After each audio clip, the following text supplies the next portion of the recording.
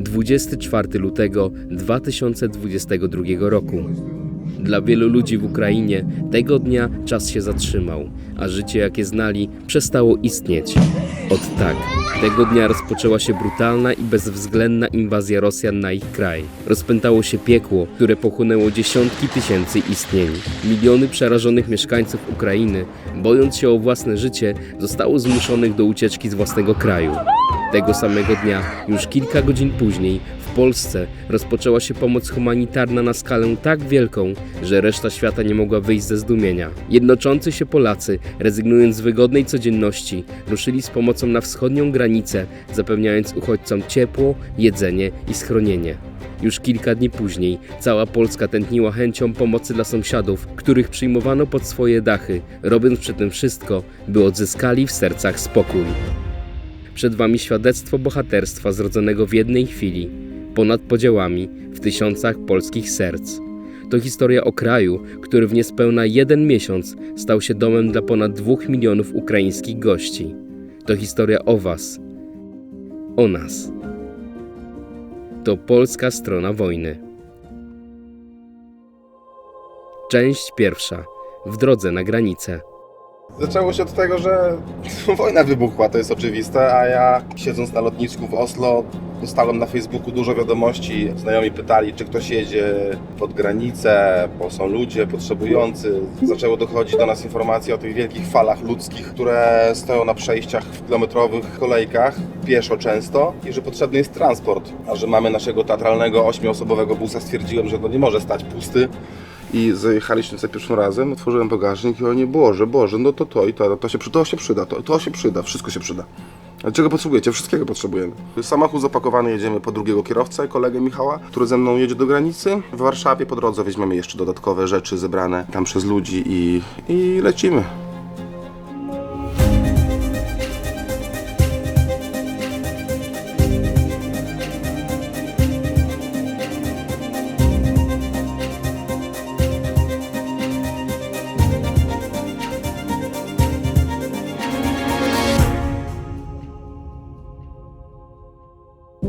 Так сталося, доля так склала, що я приїхала сюди на СГГВ по проєкту, коли сталася біда, війна в Україні, і відразу звернулася до директорату інституту допомогу гуманітарну для університету, а саме для гуртожитків університету, оскільки ми дуже маємо там багато внутрішніх переселенців, а саме старших людей і мам з дітьми. На моїй дорозі спіткався чоловік, якому я дуже вдячна. Пан Томаш, який сьогодні згодився знову допомогти нам і завести гуманітарну допомогу, яка зібрана інститутом тут на СГГВ, і доставити її до Львова, допомогу тим, хто сьогодні цього потребує. Частина допомоги залишиться у Львові, як я вже сказала, а частина допомоги поїде далі у Київ, Чернігів, у Суми, у ті міста, які конче потребують зараз нашої допомоги, нашої підтримки і розуміння, що українці, які залишилися в Україні, не є самими, ми їм допомагаємо всі. І низько кланяюсь кожного дня кожному полякові, який жодного дня не живе без думки про Україну.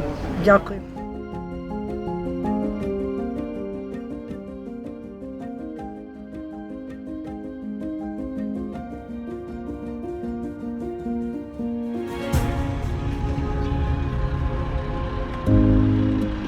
Tak jest, więc czekamy w Hrebennym na przejściu granicznym.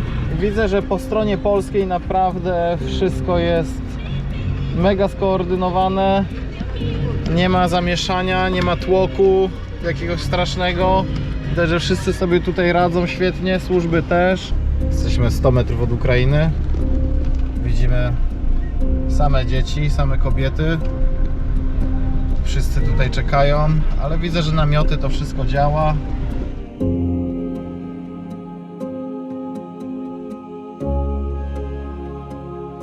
A więc 4 rano. Tutaj się praktycznie nic nie zmienia w tej chwili. Kolejka jest dalej cały czas taka duża, jaka jest. Jeżeli ktoś naprawdę chce w czymś tutaj pomóc, jest bardzo ważne koce. Więc tak jak tutaj my stoimy, zagrzać dzieciaki w środku, dać ciepłą herbatkę ludziom. Jak ktoś chce pomóc naprawdę, to jest najlepsza forma. Mleko można? To mega pomoże, szczególnie w nocy. Tu jest naprawdę zimno, mi jest już strasznie zimno, a co dopiero reszcie tych ludzi, którzy tutaj po 3 dni stoją. Камеру. Смотрите, как оно. Давайте вас сфоткаем. А как тут фоткать? Я не знаю, как тут фоткать. Otworzyć.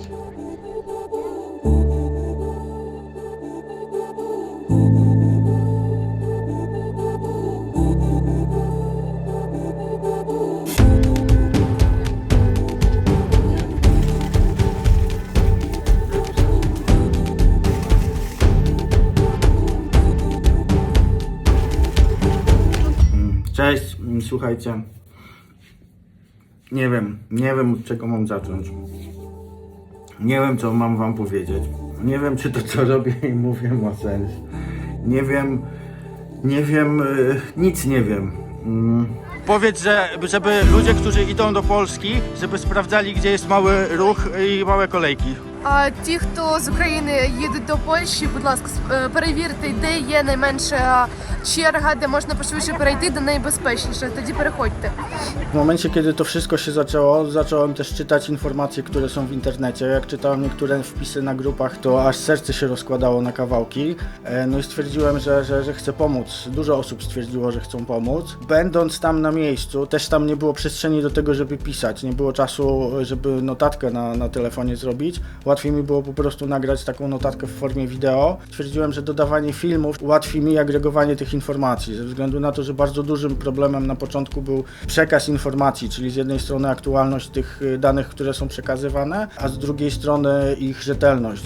Słuchajcie, mam szybki apel i szybkie wideo i to jest bardzo ważne. Osoby, które tam mnie znają, lubią, można założyć 2 rzeczy. Jest chaos i nikt nic nie wie albo wszyscy nic nie wiedzą.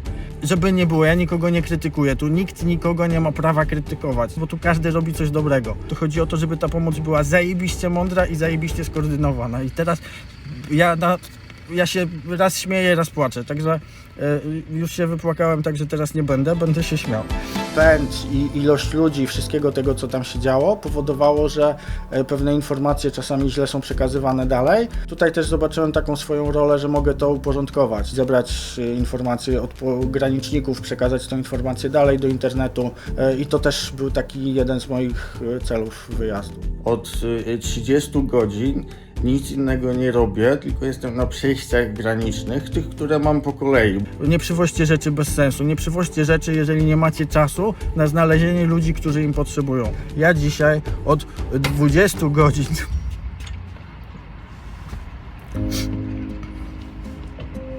szukałem ludzi, którzy potrzebują tego, co przywiozłem. Tu jest naprawdę zajebiście dużo dobrych ludzi, natomiast jest kilka problemów.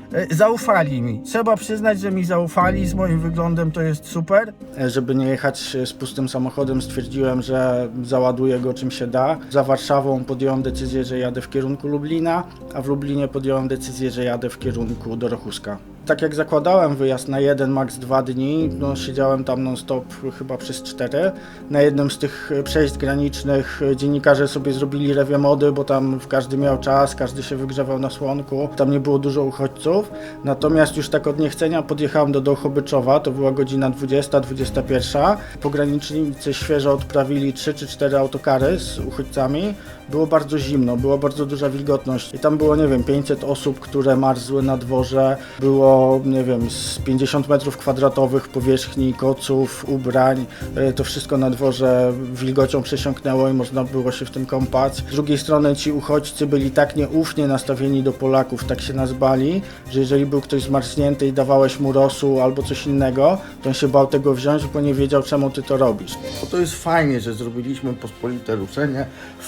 Fajnie, że każdy rzuca kasą, swoim czasem. Największa pomoc to są tutaj na miejscu ludzie z jajami, którzy potrafią koordynować rzeczy, bo jest totalna dezinformacja. To nie jest ich wina, po prostu tutaj jest wojna, zrozumcie. Oni są zaorani totalnie, oni nie mają czasu się wysikać. Ja dzisiaj sikałem parę razy. I jak ja mam to kurwa zrobić i kiedy? Ja śpię, czy dzisiaj spałem 4 godziny.